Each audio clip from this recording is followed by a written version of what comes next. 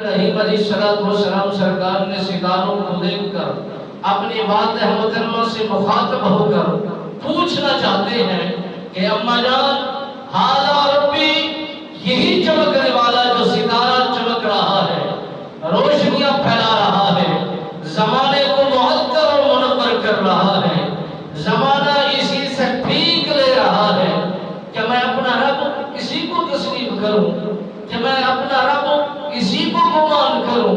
ہاذا ربی، کہ میرا یہی رب ہے۔ فلما افلا قال لا احب الافلین، کچھ ہی لمحہ گزرتا ہے، سیارے ستارے ڈوب جاتے ہیں۔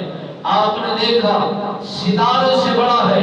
فلما رأى القمر، قمر کو دیکھ کر، چاند کو دیکھ کر حضرت ابراہیم علیہ السلام سرکار بول اٹھے کہ اماں، اے میری والدہ محترمہ، ستاروں سے بڑا یہ چاند ہے۔ قال ھذا ربی، کیا میں اسے اپنا رب تسلیم کروں؟ کیا اسی کو اپنا عابد تسلیم کروں؟ اور اسی کو میں اپنا رازق تسلیم کروں؟ اسی کو میں اپنا خالق تسلیم کروں؟ تو جب حضرت ابراہیم علیہ السلام سرکار نے ستاروں کو دیکھا، ڈوب گئے۔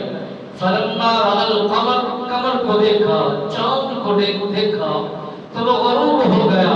فلما رأى الشمس، ستاروں سے بھی بڑا، قمر سے بھی بڑا، چاند سے بھی بڑا شمس ہے۔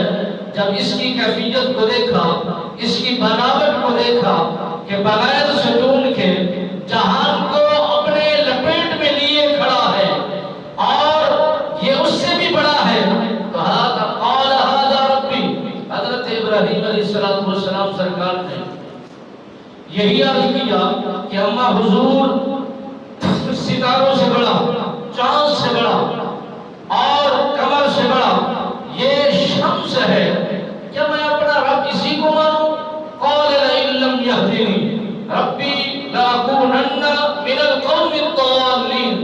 حضرت ابراہیم علیہ السلام سرکار نے اللہ کی بارگاہ میں فریاد کی کہ مولا جی، اگر تو مجھے ہدایت نہیں دے گا اور مجھے راہ راست کا حق کا راستہ نہیں دکھلائے گا، میرے سے پہلے بڑے بڑے رہبر آئے، بڑے بڑے سکالر آئے، بڑے فقیر ذہن رکھنے والے آئے اور بڑے دانشور جہان میں قدم رکھ چکے ہیں، جب تو نے انہیں ہدایت نہیں بخشی، راستہ نہیں دکھایا، تو وہ گمراہی پر اتر گئے تھے اور گمراہی کے راستے پر چل چکے تھے، وہ گمراہ ہو چکے تھے۔